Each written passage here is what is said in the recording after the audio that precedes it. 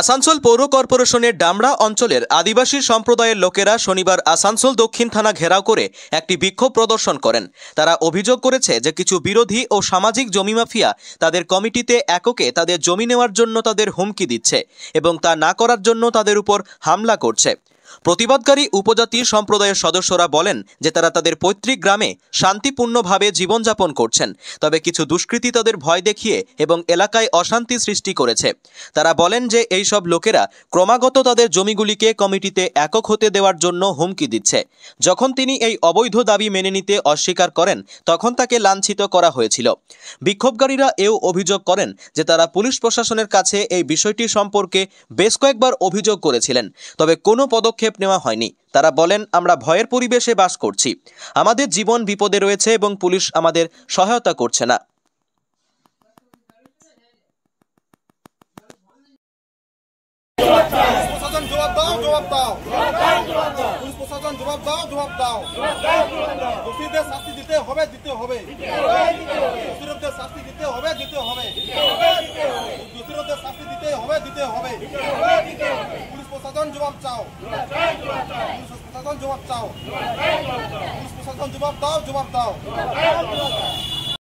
থানা আজকে ঘেরাও করেছে আপনারা। আমাদের যে মারপিট হয়েছে জমি জায়গা ব্যাপারে, কিন্তু আমাদেরকে মেরেছে অনেক লাঠি রড দিয়ে মেরেছে, গলায় পাশি করেছিল, তাও ওদেরকে কোনো শাস্তি দেওয়া হয়নি, মানে থানা থেকে কোনো অ্যাকশন নেওয়া হয়নি।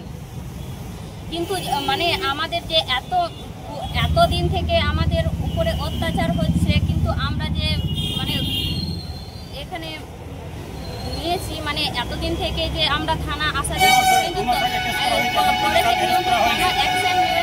অ্যাকশনও নেওয়া হয়নি। তারপরে আমাদেরকে 5 দিন থেকে ঘুরিয়ে দেওয়া হচ্ছে, কিন্তু তাদেরকে কোনো অ্যারেস্টও করা হয়নি।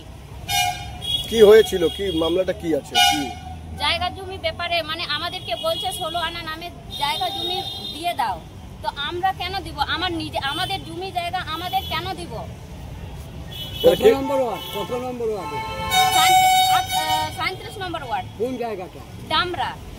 কতদিন ধরে বাস করছেন আপনারা? আপনার নাম? বন্দনা হাসদা। মামলাটা কি হয়েছিল? দেখুন, মামলাটা মোটামুটি দীর্ঘদিন থেকে চলে আসছে। হ্যাঁ, প্রথমে এনাদের অর্থাৎ ইনি হচ্ছে সরকার মাঝি, এনার জমি এনাদের বংশধরের নামে আছে, আর এনাদেরও জমি আছে, কিন্তু গ্রামের কিছু জন আছে তারা বলছে এই জমিটা সরকার মুর্মুর জমি নয়, ঠিক আছে। কিন্তু ইনি বলছেন ঠিক আছে, প্রথমে ইনি সামাজিকের কাছে গিয়েছিলেন, ঠিক আছে, সামাজিকে যিনি আছেন আটপাড়া মোড়ল, ওনার কাছে গিয়েছিলেন, কিন্তু ওরা মোড়লের কথা অমান্য করতে রাজি, ঠিক আছে, অমান্য করছে, যেন আমরা মোড়লের কথা শুনবো না, ঠিক আছে। কিন্তু ইনি তখন কি করলেন, একদিন 3 তারিখে মানে বিগত 3/7/2025 তারিখে ইনি বললেন যে এই জমিটা এখন স্টে থাকুক, যেহেতু আটপাড়া মাঝি বলেছে যে যতক্ষণ না এই বেচার হচ্ছে তখন এই জমিটা এরকমই থাকুক। কিন্তু তারা কোথাও শুনতে রাজি নয়। হ্যাঁ, একদল আসলে একদম গ্রুপের মতো এনাদের ফ্যামিলির উপর অ্যাটাক করলো। ফ্যামিলির উপর অ্যাটাক করার পর আমরা এফআইআর করেছিলাম।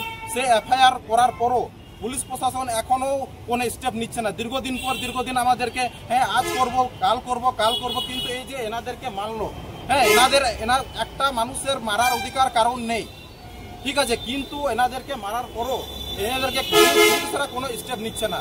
একদম 1 মাস থেকে 2 মাস কারেন্টলি হতে চলেছে, আশা শুধু করিয়ে দিচ্ছে, হ্যাঁ আমরা করব, কিন্তু কোনো কিছু হচ্ছে না। হ্যাঁ, কিন্তু এনারা পুলিশরা যেটা বলেছে কাগজপত্র দেখাও, কাগজপত্র দেখিয়েছে, জমির কাগজপত্র দেখিয়েছে, এমনকি এনার মেয়ে আর এনার বাবা দুজনে হসপিটাল ছিলেন, এনারও হসপিটালে ছিলেন, এদেরকে রিপোর্টও দেওয়া হয়েছে, কিন্তু কোনো সুরাহা পায়নি। এটাই পুলিশ প্রশাসন কাছে আমাদের একটাই দাবি যে যারা দোষী সাব্যস্ত আছে আর একটা মানুষকে মারার অধিকার কারণ নেই, ঠিক আছে। এই পর্যন্ত আমরা বলছি যে পুলিশ প্রশাসন জবাব চাই, পুলিশ প্রশাসন জবাব চাই। কারা মেরেছে? ওদের গ্রামে কিছু আছে দুষ্কৃতের মতো, ওরা মেরেছে। রাজনৈতিক, হ্যাঁ স্বাভাবিক, রাজনৈতিক সাপোর্টের ক্ষেত্রে এদেরকে মারা হয়েছে। কাদের মনে করছেন? আপনার নাম? আমার নাম চন্দন হাসদা।